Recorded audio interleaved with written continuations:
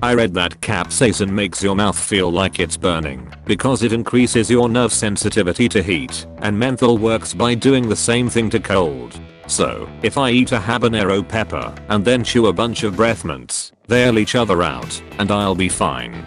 Hey, guess what hellfire tastes like? Fun fact. The nerve endings for Ouch to hot and Ouch to cold are different, which means that they can both be activated at once, without cancelling out. Rip OP. Me, reading a book. Oh, only 180 pages left. I will finish this today. Me, reading a textbook. Another 8 pages? Are you kidding me? I can't keep doing this. It's really too much to handle. One was written from a place of love, the other was written from a place of obligation. Bees dancing to communicate. Bee cop. Break dancing gently. I'm sorry, your wife is dead. Bee. Twerking. No. How could this have happened? Bee cop. Moonwalking. She was eaten by a bird. It was quick and painless.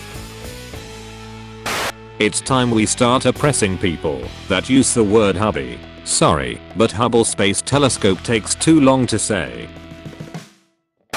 Till our walking speed is affected by whom we are with. Men's pace slows down by an average of 7% when walking with female partners they are interested in. Women walking together move the slowest, and men walking with male friends moved at speeds faster than either man's preferred walking speed. Just zooming around with the lads. Scientifically proven. Hoes just slow you down. Depression soup. Shared by Gilbert Gala, Grand Rapids, Minnesota. 1/3 cup ketchup. 2/3 cup boiling water. Combine in a mug. Stir and you have depression soup. Mildly interesting. Found a very sad recipe in my mom's old depression cookbook. It took me a moment to realize a depression as in the era of depression, and not the emotional state of being. Let's abolish all clocks. The concept of time itself. Live by sunlight, primal instincts, and internal clocks only. When is the next bus getting here? It's a surprise. That's no different from how buses already operate. New York man arrested for cutting wires to red light cameras after exposing government revenue generating scheme. Man found the stoplight cameras were activated during yellow lights and decided to cut the wires of it. Florida man. Chaotic evil. New York man. Chaotic good. Holy sh. Nah dude, look up the entire story. It's insane. The dude got arrested once before this for using a painter's extension rod to point the stoplight cameras into the sky instead of cutting the wires. He didn't cut the wires until after he got out, after being arrested the first time, which he did after posting Facebook videos that prove that the stoplights are intentionally rigged to trick drivers into citations. The yellow lights at intersections with cameras only last 3 seconds, as opposed to the 5 seconds they last at other stoplights without cameras in the same county. When he cut the camera cords, he reported his deeds to the news himself, and then politicians pressured the local police force into arresting him. The local police and sheriff deputies actually support him for his actions because the lights had been killing innocent people. During his most recent arrest, one of the sheriff's deputies actually offered to bail him out. When he got home again, after these incidents, there was a surveillance camera planted at his house by the government to watch him. His reaction to being surveyed? He painted over the camera in America's flat out fking balsy statue to the government I've ever heard of. And it gets even crazier. After painting over the camera, suddenly this guy, his name is Stephen Ruth by the way, started getting attempts on his life. He reports that a car intentionally tried to hit him in a head-on collision, and after talking about the car to his neighbors, they confirmed that the car in question, or at least one that was visibly identical, its occupants included, had been staking out his house. Somebody was legitimately trying to murder him over his discovery and his actions. As a final insult to injury, Ruth pointed out that the vast majority of the cameras were found specifically in lower to middle class neighborhoods. As well, the victims of these rigged stoplights tried to go to the local news station to talk about the deaths of their family members that occurred from the rigging. And the local station, News 12, never aired their interviews. Remember how I said that, after cutting the cables and calling the local news station, Ruth was arrested because of pressure from politicians? Get this. News 12 is actually owned by Cablevision, who provides internet service to the cameras. Whereas Mr. Ruth was only trying to help people and save lives, he's been caught up in a full-blown fucking government conspiracy that's out for his blood. This guy isn't Robin Hood. He makes Robin Hood look like a chump. Amateur Opossum Actress by Rebecca Chris. I object to the diminishment of this opossum's obvious theatrical skill and training. I started up Destiny 2 yesterday and burst into tears because I forgot I had set my Steam name to Reese's Penis Buttercups, but instead of censoring penis, it censored the button butter. This game is rated M. Reese's Penis Cups.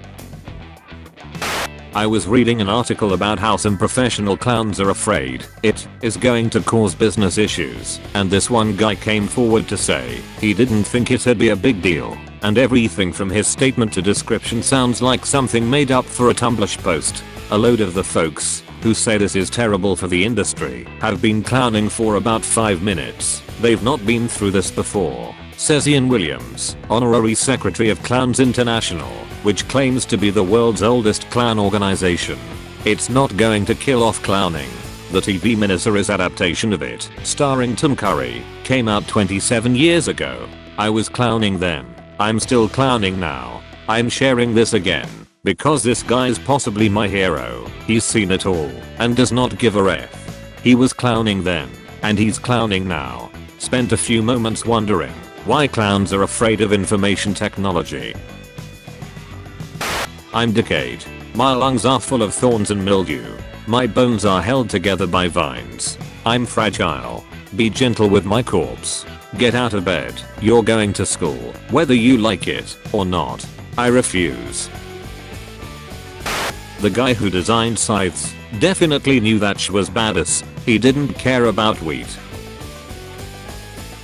Every year around Christmas, me and my grandma play this fun family game called Maybe You Want to Put Jesus in Your Room Instead, Sweetie? Now, it's important to note that the Jesus referred to in our game is not actually the real Jesus Christ, but instead a wooden figure I made in 2011 that has an uncanny resemblance to the Lord and Savior himself. So what happens is that I place Jesus in our living room, and my grandma smiles and asks me if I don't want to decorate my room with him instead. I ask her in return if she thinks my Jesus figure is ugly, which he is, but she reassures me that this is not the case. However, a couple of days later Jesus mysteriously disappears from my living room and appears in my room instead. Now, the real Jesus Christ might have been able to perform a miracle like this, but please, remember that the Jesus in our story is only a figure made out of wood. He cannot move on his own.